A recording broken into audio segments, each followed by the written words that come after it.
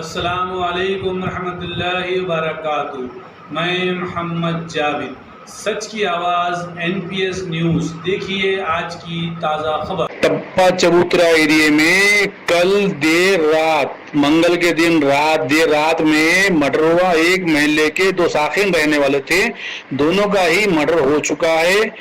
टप्पा चबूतरा पुलिस ज़ाहिर तहकीकात है। चलो चलो चलो, पूरा खून है, जाम है, चलो गुजर ले रहे, निकल जाए ऐसे।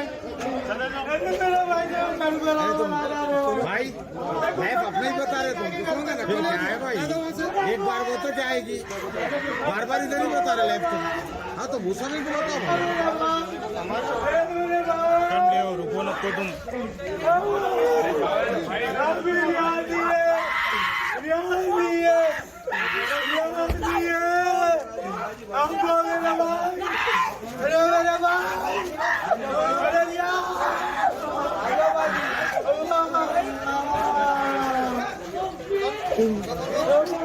कौन आता मेरे भाई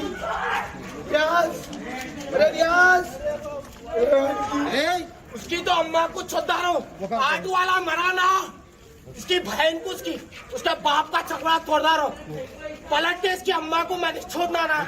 वो बात की औलाद में मेरे भाई को मारता, उसकी बहन इन्हें घर पे ताजी ने, घर पे ताजी ने नहीं